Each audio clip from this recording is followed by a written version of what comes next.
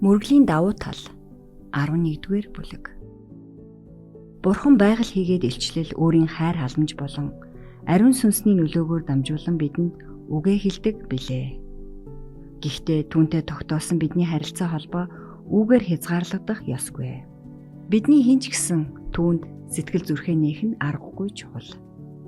Бид оюун санааны амьдрал хүч чадалтай байхын тулд Тэнгэрийн эцэгтэйгээ амьд харилцаа холбоотой байх ёстой. Бидний бодол санаа түүний зүг хандсан байж болно. Бид түүний үйл хэргийн тухай, түүний нэгүүлсэнгүй сэтгэл, ерөөл, сургаалын тухай эргцүүлэн бодож болно. Гэвч энэ нь бүрэн утгаар түүнтэй тогтоосон харилцаа болж хараахан чадахгүй. Бурхантай жинхэнэ холбоо тогтоохын тулд бид түүнд өөрсдийнхөө амьдралын хийгээд зовлон жаргалын тухай өгүүлэх ёстой. Залбирал үйлдэхдээ бид Бурхныг анд нөхрөө хэмээн үзэж сэтгэл зүрхээ нээдэг билээ. Энэ нь бидний хэн болохыг Бурхан мэдгүй гэсэн утгаар бус. Харин түүнийг хүлээн авахд бидэнд туслахын тулд чухал юм аа. Залбирал Бурханыг бидэнд авчирдаггүй. Харин биднийг Бурхан руу аваачдаг юм. Есүс газар дэлхий дээр байхдаа өөрийн шав нарт залбирлын хичээл заасан юм. Тэрээр Бурханы өмнө өдөр тутмын гачаал хэслэнгаа дэлгэн ярвал аврагч тэдний залбирлыг дуулна гэж амласан юм. Энэ амлалт бидэнд ч бас хамаарна. Есүс өөрөө хүмүүсийн дунд байхдаа үргэлж залбирдаг байжээ. Тэрээр бидний хэрэгцээ шаардлага, сул талыг өөртөө авч, ажиллаж зүтгэх, шалгалт сорилтыг даван туулах, байнгын шин нөөц хүчтэй байхын тулд өөрийн тэнгэр дэх эцгээс тусламж гуйсан юм. Есүс юм бүхэн дээр бидэнд үлгэр жишээ болж байдаг.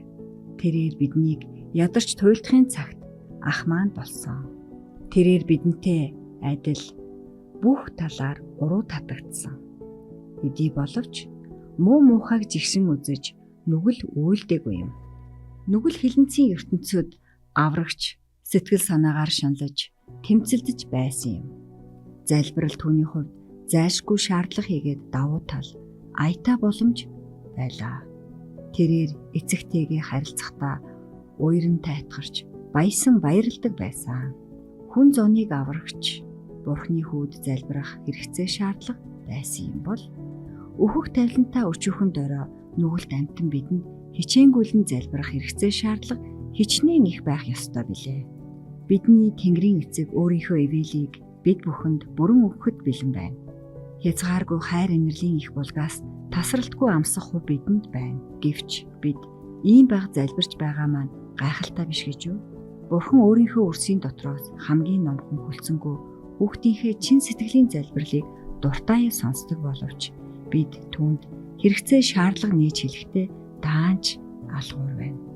Уруу татагдсан, арчаагүй, хөөрхилөлтөө хүмүүсийг хараад хязгааргүй хайр инэрлээр дүрэн Бурханы сэтгэл зүрх гуйж хүсснээс нь илүү өгөхийг өгөхөд бэлэн байсаар байхад харин тэд ийм цөөхөн залбирч, ийм баг итгэж байхыг хараад Тэнгэр элч нар юу гэж боддог болоо.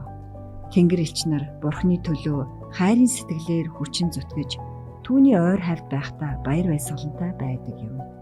Тэдний хувьд Бурхантай харилцана гэдэг агуу баяр баясгалан.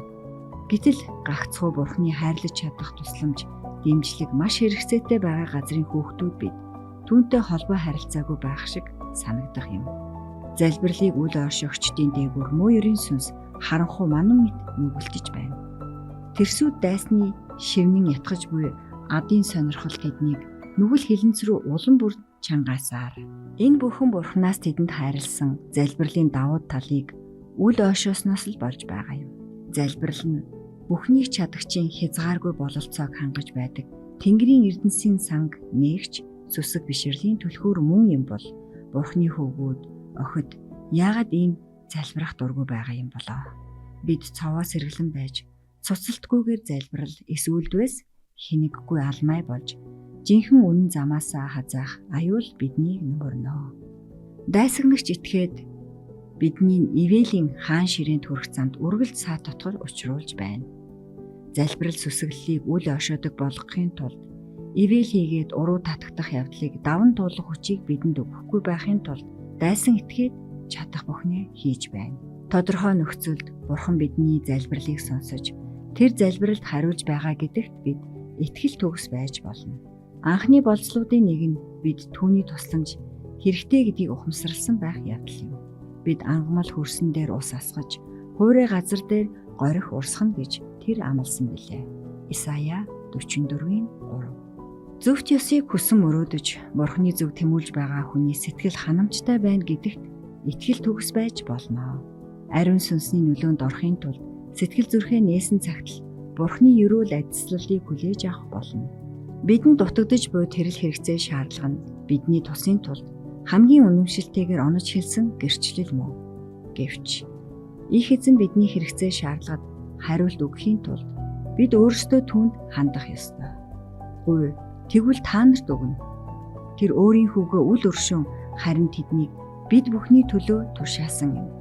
Тэгвэл тэр яаж бүх юмыг түүний хамт бидэнд сул өгөхгүй байх билээ. Матай 7:7. Ром 8:32. Хэрэв бид сэтгэл зүрхэндээ муу мухайг тээж явах юм бол, хэрэв бид ямар нэг нүгэл хилэнцэд автсан байх юм бол эзэн Бурхан бидний залбирлыг сонсохгүй. Гэвч гэмжсэн, цөхөрсөн хүний залбирлыг ямагт сонсож хүлээж авна. Гэхдээ Бурханы тааллыг бид өөрийн гавьяа зүтгэлээр олж авч чадахгүй. Зөвхөн Есүс Христийн гавьяа зүтгэл, түүний цус биднийг ариусгах билээ. Итгэл бишрэл бол хичээнгүйлэн мөргөхийн бас нэг нөхцөл юм. Бурхан руу ирж буй хүн тэр байдаг гэдэгт болон өөрийг нь хайгч хүмүүст тэр шагнагч нь болдог гэдэгт итгэх ёстой. Еврей 11:6. Есүс шав нартаа та нар юуны төлөө залбирч гуйж байна? Түүнийг авсан гэдэгтээ итгэхтэн. Тэгвэл тэр чинь ёсоор болно гэж айлджээ. Марк 11:24. Тэгвэл бид түүний найдварт итгэдэгсэн билүү? Христийн энэ батлан хэлсэн үгэнд зааг хязгаар байхгүй. Тэрээр өөрийн амлалтанд үнэнч байдаг. Бид гуйснаа тэр даруйд нь авч үл чадавч эзэн Бурхан биднийг сонсож залбиралд маань хариу өгнө гэдэгт итгэх ёстой. Бид хүсэж мөрөөдөхдөө алдаж эндэх маань их. Бас алсын хараатай байж чаддгүйгээс заримдаа өөртөө гай тарих зүйлэгч гуйхудаа бий. Тэнгэрийн эцэг үүнийг мэднэ. Тэгээд ч бидний залбиралд хариу өгөхдөө бидний сайн сайхны төлөө үйлчлэх зүйлсийг, өөрөөр хэлбэл хэрэв бидний бэлгийн хараа хурц төгс гэгэрсэн үедээ гуйх байсан тэдгээр зүйлсийг өгдөг юм. Бидний залбиралд хариу өгөхгүй байна гэж бодогдох үед ч гэсэн хамаагүй бид Бурхны буян хишигт найдах ёстой. Цаг нь болоход хариу заавал ирнэ. Бид юунаас илүү өгүүлээд байгаа ерөөл сойрхлыг хүлээж авах авна. Гэвч бид чухам тийм цагт хүссэн маягаараа хариу авна гэвэл биедээ хит найдсан хэрэг болох юм. Бурхан алдаа гаргахгүйгээр мэргэн. Тэр өөрийг нь ирж хайж байгаа хүнийг зөнд нь орхихгүй өгөөмөр юм. Тиймээс ч та нарын залбиралд хариу өгөөгүй байлаа ч гэсэн "Үй, тэгвэл та нарт өгнө" гэсэн амлалтанд нь найдацгаа. Матай 7:7. Хэрэв бид өөрсдийн эргэлзээ айдсын нөлөөнд автаж хязгаарлагдмал оюун ухаанаараа юм бүхнийг ойлгож тайлбарлах гэж оролдох аваас бидний бэрхшээл улам нэмэгдэж гүнзгийрнэ. Гэхдээ бид арчаагүй хараат гэдгээ ухамсарлан Бурханд ойртож хязгааргүй оюун ухаанд өөрийнхөө бүтээсэн бүхнийг харж өөрийнхөө хүсэл найдвараар хамаг юмыг удирддаг түүний өмнө номхон хөлцөнгөө чин сүсгээр гачаал зовлонгоо нээж хэлэх юм бол тэр бидний мөрөглийг сонсож өөрийн гэрэл гэгээгээр бидний сэтгэл зүрхийг гээгүүлнэ. Бид чин сэтгэлээсээ залбирч химжээлшгүй нэгний оюун ухаантай ойртон нийлнэ. Тэр үед цагаатгагч маань биднийг хайрлан өрөвдөж дээрээс минь тонгоож байгаа гэдгийг батлан илэрхийлэх баримт бидэнд байхгүй ч байж болох юм. Чухамдаа бол тэгж буй хэрэг. Түүний гар биед маань яг хурч байгаа нь мэдрэгдэхгүй байж болох боловч хайр халамжийн гар нь бидний дээр дэлгээстэй байгаа нь лавтай. Бид Бурханаас ерөөл өршөөл гуйхдаа өөрсдөө уучлах, хайрлах сэтгэлээр дүүрэн байх ёстой. Бид өртөнгүүдээ уучлсны адил бидний өрийг мөн уучлаач гэж мөргсөн атлаа ойр дотныхоо хүмүүсийг уучлахгүй байж яаж болох вүлээ? Матай 6:12. Хэрэв Бурхан бидний залбирлыг сонсно гэж хүсэн хүлээж байгаа бол бид өөрсдөө ямар маягаар, ямар хэмжээгээр уучлал, үзхийг хүснэ тийм л байдлаараа бусдыг уучлах ёстой. Хичээнгүйлэн залбирах нь гуйснаа авах чухал нөхцөл мөн. Бид сүсэг бишрэл, оюун санааны туршлагаа аривжуулахын тулд тасралтгүй залбирах ёстой. Та нар тогтмол залбирч байцгаа. Нойргүй сэрүүн байж талархан залбирцгаа. Колосай 4:2, Ром 12:12. Сургаал номлогч Петр: та нар хэрсүү байцгаа, сэргэг ухаанаар залбирцгаа хэмээн итгэгчдэд синхруулан айлджээ.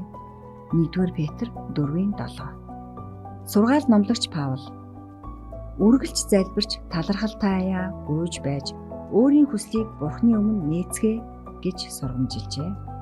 Филиппой 4:6. Сургаал номлогч Юда: ариун сүнсээр залбирэн Бурхны хайран дотор өөрсдийгөө сахи хэмээн бичжээ.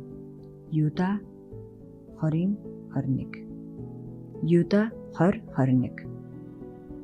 Тасралтгүй мөргөл бол бидний сэтгэлийг Бурхантай холбосон бат бэх холбоо мөн бөгөөд түүний ачаар Бурханаас ам ирж бидний амьдралд шингэн бид өөрийн амьдралын цэвэр тунгалаг ариун гэгийн чанараар түүнийг баярлуулдаг билээ. Мөргөл залбиралд ямар ч саад дотгор учруулахгүй байх нь чухал. Есүстэй харилцах харилцааг бүрэн дүүрэн баяр баясгалантай болгохын тулд хамаг хүчин чармаалтаа дайчлах тун. Бурхантай харилцъя гэж үнэнхүү эрмэлзэж байгаа хүмүүс мөргөлийн хуралд очиж өөрийн үүргийг чин сэтгэлээсээ биелүүлж болно. Тэд амлагдсан бүх ёроол айл дүрийг хүлээн авч Тэнгэрийн гэрлийн туяа сэтгэл зүрхийг нь гүйгүүлэх тэр газарт очих, альва боломжийг ашиглах хүсэл эрмэлзэл дүүрэн байх бүлгөө. Бид гэр орныхныхоо дунд залбирах ёстой. Гэвч юун түрүүнд ганцаараа мөргөх ёстойг бас мартаж болохгүй. Тэр залбиралд сэтгэлийн гүнд орших нууц бий. Ганцаарчилсан залбирлыг огоорвол буян хишгийн өлгий дотор өсөн бэхжиж чадахгүй. Зөвхөн гэр бүлийн буюу эсвэл олон нийтийн мөргөл хангалттай биш. Сэтгэл зүрхээ Бурхны бүхнийг харагч мэлмийн өмнө нээцгээе. Хүн амьтангүй газар үйлдэж буй залбирал зөвхөн түүнд л сонсогдох ёстой. Бурханаас өөр хинч нууцгай хүсэлтийг сонсох ёсгүй. Жинхэнэ итгэгч Бурхантай хоёулахнаа байхдаа гадны нөлөө хий хоосон сэтгэлийн догдлолоос ангид байдаг юм. Тэр тайван атлаа маш хичээнгүйгээр Бурхныг сүслэн гуйх болно. Нууцыг харж сэтгэлийн гүнээс оргилсон залбирлыг сонсож буй түүнээс ачтай сайхан нөлөө тасралтгүй цацрах болно. Ийм хүн цагаан цайлган итгэлээрээ Бурхантай харилцаж, сатантай тэмцэх тэмцэл бат түшигтэй байх дэмжлэг авахын тулд Бурхны гэрлийн туяаг өөртөө шингээдэг юм. Бидний хүч Бурхны дотор орших амуй. Ганцаарчлан залбирцгаа. Өдөр тутмын ажил, явдлын үед ч залбирцгаа. Бурхны өмнө сэтгэл зүрхээ үе үе нээж байцгаа. Энох чухам хүү ийм Бурхантай хамт явж байсан юм. Энэ чимээг өхөн залбирал нь өршөөлийн суудлын өмнө тасралтгүй өгөх үнэрт утлаг мэт. Сэтгэл зүрх нь Бурхан дотор баттсан хүнийг сатан дийлж чадахгүй. Бурханд залбирахад ямар ч цаг, ямар ч газар зохимжтой. Чин үннээсээ залбирал үйлдэж сэтгэл зүрхээ нээхэд бидэнд юу ч саад болох учиргүй. Гудамжны шууган өмнө олон хүний бужигнаан дунд ч эсвэл ердийнхээ ажил төрлийг хийж байхдаа ч бид Бурханд хандаж Нехемая Артаксеркс хааны өөрийн хүсэлтийг илэрхийлэх яг тэр үедээ үйлдсэн шиг түүний тусламж зааврыг гуйж болно. Хаан ч гэсэн Бурхантай нэгт холбоо тогтоож болно. Христ бидний сэтгэл зүрхэнд хүсэж хүлээсэн Тэнгэрийн зочны ёсоор морилон ирж оршин байгаасаа хэмээн бид зүрхнийхээ үүдийг түүний өмнө үргэлж бэлэн нээлттэй байлгах ёстой. Бидний гин зэмтэй ялзарсан орчин хүрээлж байж болох юм. Тэглээч гэсэн бидэнд тэр орчны хортой муухай уур амьсгалаар амьсгалж байхын хэрэг огт байхгүй. Бидэнд Тэнгэрийн цэнгэг агаарт амьдрах бололцоо байна шүү дээ. Бид чин сэтгэлээсээ Бурханд залбирч элдв атгаг муу санаанаас өөрсдийгөө хамгаалах болно. Бурхны нөлөөлөл, ерөөл айл дүрийг зүрх сэтгэлээрээ хүлээж авдаг хүмүүс илүү ариун орчинд амьдарч Бурхантай байнга харилцах бололцоотой байх юм. Есүс биднийг улам сайн ойлгож, мөнхийн оршихуйн үн цэнийг улам бүрэн дүүрэн төсөөлөх хэрэгтэй. Ариун байдлын гоо сайхан Бурхны хүүхдүүдийн сэтгэл зүрхнээ бялхах учиртай. Үүнд хүрэхийн тулд бид Тэнгэрийн үнний талаарх Бурхны гэгээрлийг ирж хайх ёстой. Бидний зүрх Бурхны бидэнд айлдаад байгаа Тэнгэрийн цэнгэг агаарууд дээш тэмүүлэх болтугай.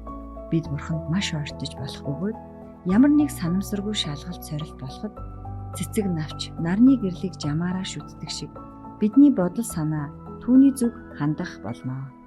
Бурхны өмнө өөрийн баяр баясгалан, уйтгар гунаг, өөрийн гачаал зовлон, болгоомжлол, төгшүүрээ нээж өгөхдөн та нар ингэснээрээ түүнийг ядраахгүй, түүнд төвөг утахгүй. Та нарын толгоон үсийг ширхэгчлэн тоолдог Бурхан өөрийн хүүхдүүдийнхээ гаслан зовлон анзаарахгүй өнгөрөх нь үгүй билээ. Эзэн инэрлэр дүүрэн агаад өршөөнгүй. Яков 5:11. Гуниг зовлонгоо ярихад тэр бидэнтэй хамт шаналдаг билээ. Та нар зовоож түгшээж байгаа юм бүхнээ аваад түүн рүү хурж очоорой. Ямар ч ачаа түүнд хүндэтгэхгүй. Тэр замбуулан хорвоог дааж орчлон ертөнцийг удирдах байна шүү дээ. Бидний дотоод ертөнцтэй холбоотой бүх зүйлийг тэр бас чухалчилж үздэг юм аа. Бидний амьдралын түүхэнд уншихын аргагүй болтол буруу зөрүү бичигдсэн түүний нэгч бүлэг байхгүй. Тэр бидэнд тусалж чадхааргүй тийм хүнд хэцүү эндүрэл ташаарал байхгүй. Түүний хүүхдүүдийн хамгийн багтан тохиолдож болох ямар ч гай зовлон, сэтгэлийг эмзэглүүлэх ямар ч төгшөөр, альва баяр баясгалан, чин сэтгэлийн залбирал бүхэн бидний Тэнгэрийн эцгийн хараанд өртөхгүй байх нь үгүй. Тэр сэтгэлээр шаналгацдыг ангааж уй гашуугийн эмчилдэг. Дуулал 147-гийн 3. Бурхан хийгээд хүн бүрийн хоорондох харилцаа маш тодорхой бүрэн дүрэн байдаг бөгөөд тухайн хүн Тэнгэрийн эцгийн халамжилдаг түүний төлөө өөрийнхөө хүүг зориулсан газар дээрх ганц хүүшгэл санагддаг. Есүс: Та нар миний нэрээр гуйх болно. Би та нарын өмнөөс эцгээсээ гуйна гэж байгаа юм биш. Учир нь эцэг өөрөө та нарыг хайрладаг. Би та нарыг сонгосон. Миний нэрээр та нар эцгээс юу ч гуйсан тэр та нарт өгөх болно хэмээн айлтжээ. Гэхдээ Есүсийн нэрээр залбирна гэдэг нь түүний нэрийг залбирлын эхэнд болон төгсгөлд зүгээр нэг дурдаад өнгөрнө гэсэн үг биш. Энэ нь Есүсийн амлалтанд итгэж, буян хишигтэн найдаж, түүний үйл хэргийг биелүүлж, хүсэл зориг, үзэл санааныхын дагуу залбирна гэсэн үг юм аа. Бид лам юм уу эсвэл даяанч болоод өөрсдийгөө Бурхны албанд зүтгүүлэх зорилгоор хүн амьтнаас холдож хүндэрхийг тэр шаарддаггүй юм. Бид Христийн амьдарч байсан шиг л ажил үйлс, мөргөл залбирлаар амьдрах хэрэгтэй. Мөргөлөөс өөр юу ч хийдэггүй хүн төтгөн мөргөхөө болно. Эсвэл мөргөл залбирал нь ердийн нэг дадал зуршил болно. Хүмүүс нийгмийн амьдрал Христийн үргээс болон загалмай зүрхээс зайлсхийж өөрсдийнх нь төлөө цуцалтгүй хөдөлмөрлөж байсан их эзний төлөө хичээнгүйлэн хөдөлмөрлөхөө болохын цагт тэдэнд залбираад байх өөр юм байхгүй болно. Ам биеэ зориулах хүсэл эрмэлзэлж үгүй болно. Тэдний мөргөл хувиа хичээсэн шинжтэй болж өөрсөд дээр нь л төвлөрнө. Тэд хүн төрлөختний төлөө Христийн хаанчлалыг цогцлон бүтээхийн төлөө түүнд хүчин зүтгэх хүч чадал олж авахын төлөө залбирах тэнхэлгүй болно. Бид Бурхны төлөө хүчин зүтгэх үйлсэд бие биеэ дэмжиж зоригжуулахын тулд хамтдаа байх боломжийг ойшоохгүй байгаагаас их зүйл алдаж байна. Түүний айл төрийн чин үнний хүч нөлөө ач холбогдол алдагдаж байна. Тэрхүү чин үнэн биднийг ээгээрүүлэн бидний сэтгэл зүрхийг гүйгүүлэхэ болж бид оюун санааны хувьд мөхөж байна. Бид бие биеэ өрөвдөж хайрлахгүй байгаагаас маш их юм алдаж байна. Христэд итгэгчид зожигроод Бурхны даалгасан үйл хэргийг биелүүлэхгүй байна. Тэгвэл Христэд итгэгчдийн бусдыг хайрлах зөвхт хүмүүжил биднийг өөрөө л бусдад өрөвч зөөлөн анхааралтай ханддаг болгож Бурханд хүчин зүтгэх үйлсэд биднийг хатуужуулдаг юм. Хэрэг Христэд итгэгчид бүгдээрээ нэгдэн нийлээд Бурхны хайр инэрлийн тухай, цагаатгалын эрхэм үнний тухай бие биедээ ярих юм бол тэд өөрсдөө оюун санааны хувьд бэхжиж бусдад сайнаар нөлөөлж чадсан билээ. Бид Тэнгэрлэг эцгийн буян хишгийн үлгийд амьдралын шин туршлага сууж өдөр ирэх тутам түүний тухай улам их зүйлийг мэдэж авч чадна. Энэ нь түүний хайр инэрлийн тухай ярих хүслийг бидэнд төрүүлэх юм. Ингэж чадваас Бидний сэтгэл зүрх бүлээцэж цог золбоотой болно. Хэрэв бид Есүсийн тухай их өөрсдийнхөө тухай баг бодож ярих аваас түүний оршин бүг бүрэн дүүрэн мэдрэгсэн билээ. Хэрэв бид Бурхны хайр халамжийн илэрлийг харах бүрдээ түүнийг дурддагсан бол бидний бодол санаа түүн дээр байнга төвлөрч бид түүний тухай ярьж түүнийг алдаршуулан магтаж баяр баясгалантай байхсан билээ. Бидэнд сонин учраас ахуй амьдралынхаа талаар ярьж хүрэх нь нэн их. Бид анд нөхдөө хайрлаж тэдэнтэйгээ зовлон жаргалаа хуваалцдаг болохоор тэднийхээ тухай мөн ярьцгаадаг. Гэвч бидэнд найз нөхдөөс илүүтэй Бурхныг хайрлан үзэх олон шалтгаан бий. Бурхны тухай бодож, түүний ивэлийн тухай ярьж, түүний хүч чадлын тухай өгүүлэх нь бидэнд хамгаас эрхэм байх ёстой. Бурхан бидэнд өгөөмөр хишиг хүртээхдээ тэр нь бидний амь амьдралыг даагч, түүнийг умартал бидний бодол санааг эргүүлж, сэтгэл зүрхийг эзэмлээсэй гэсэн хэрэг огт бишээ. Харин ч биднийг баяжуулсан юм бүхэн түүний тухай бидэнд байнга сануулж, Тэнгэрийн хамаг сайхныг хүртээгчлүгээ биднийг хайр инрэл, баяр талархлын хэлхээсээр холбож байх ёстой. Бид хорвоогийн явдлыг хэтэрхий их боддог. Бурхны сүү алдрын гэрэл Христийн тэргүүнээс цацран буй Тэнгэрийн ариун сүмийн нээлттэй үүд хаалганы зүг хараагаа чиглүүлцгээе. Өөрөөр нь дамжуулан Бурханд ойртогсдыг бүрэн төгс аврах чадaltaй. Еврей 7:25. Бид Бурхныг хайр инэрлийнхэн төлөө, хүний хөвгүүдэд үйлдсэн гайхамшгуудынхэн төлөө алдаршуулан дуулнаа. Дуулал 107:8. Бидний мөргөлийн амьдрал дан ганц хүсэлт гуйлт түүнийхээ хариуг хүлээх явдлаар хязгаарлагдах ёсгүй. Бид зөвхөн өөрсдийнхөө гачаал зовлонг бодоод Бурхны хайрлаж буй ивэл хайрыг умартаж болохгүй шүү дээ. Бид яасан ч цөөхөн залбирч талархлын үгийг яасан ч ядмаг хэлж байна вэ. Бурхны ивэлийг өдөр бүхэн хүртэж байж бид хичнээн талархалгүй хандна вэ. Бидний тусын тулд хийсэн бүхнийхэн төлөө түүнийг яасан баг өргөмжлөн алдаршуулна вэ. Эрт үеийн цагт Израильчууд Бурханд хүчин зүтгэхээр цугларахад тэр та нар эзэн Бурхныхаа өмнө тэндээ хооллож гараараа хийсэн бүхнийг чинь чиний Бурхан эзэн ивээсэн учраас гэр хотлоороо наргиж цэнгэцгээ химэн айлдсан хэрэг. Дэд хууль 12:7. Бурхны сүү алдрын төлөө бүх зүйлийг гуниж гутралгүй баяр баясгалантай дуу хууртай хийх ёстой. Бидний Бурхан бол хайр халамжид нэгүүлсэнгүй сэтгэл эцэг мөн. Түүний төлөө хүчин зүтгэх явдал хүнд хүчээр гуниг зовлонтой үйл байх ёсгүй. Залбирэн мөргөж түүний үйл хэрэгт хүчин зүтгэхгүй нь бидний сэтгэлийг үнэнхүү хангаж чадах юм. Бурхан авралын агуу их гавьяа зүтгэлээ зориулсан түүний хүүхдүүд түүн лүгэ шаардангуй ширүүн захирагч мэтээр харьцахыг хүсэхгүй байхсан билээ. Бурхан бидний хамгийн сайн нөхөр. Биднийг мөргөл үйлдэхээр цуглархад тэр бидэнтэй хамт байж биднийг өрөөж, тайтгаруулж, бидний сэтгэл зүрхийг баяр баясгалан хайр инэрлээр бэлгуулдаг юм. Их эзэн өөрт нь хүчин зүтгэх явдал өөрийнх нь хүүхдүүдэд хүнд дарамт бүү болоосаа харин ч тэднийг цэнгүүлж, тайтгаруулж байгаасаа гэж хүсдэг юм. Эзэн Бурхан өөрт нь залбирахаар сүмд иргэсэд Бурхны хайр халамжийн тухай нандин сайхан бодол санаа өвөрлөж буцаасаа тэд энэ харилцаанаас өдөр тутмынхаа ажил хөдөлмөрт цог золбоо хүч чадал сэлбэж аваасаа тэд өөрийнх нь ивэл буйны хүртээд юм бүхэн дээр үнэнч шудраг байгаасаа гэж хүсдэг юм. Бид загалмайн хөлд эвлэлд нь нэгдэх ёстой. Тэлэгдэн хадагдсан Христ бидний эргцүүлэл, ярилцлагын сэдэв, хамгийн нандин баясгалан сэтгэлийн их сурвалж болох ёстой. Бид Бурхны өрөөл айлдварыг санаж явах хэрэгтэй. Бид түүний хязгааргүй хайр инэрлийг ухамсарласан цагт бидний төлөө загалмаа тэлэгдэн хадагдсан тэр хоёр гар хамаг бүхний дуртаяа өргөн барих болно. Их эзэнтэй ийм харилцаа тогтоовол хүн магтаалын живүүрээр тэнгэрт дүүлэн хөөрнөө. Тэнгэрийн орноос суугч Бурханд дуу хөгжим их шиг аялгуутайгаар мөрөгдөг юм. Сэтгэл зүрхнийхээ угаас түүнд талархал илэрхийлэх үед бидний мөргөл Тэнгэрийн хүчнийхний хичээл зүтгэлтэй улам бүр адил төстэй болно. Магтаалын тахил өргөгч хүн Бурхныг хүндэтгэн. Дуулал 50:23. Түүний өмнө ариун нандин баяр баясгалантай байцгаая. талархал, дуу хуур өргөж түүнд мөрөгцгөөе. Исая 51:3.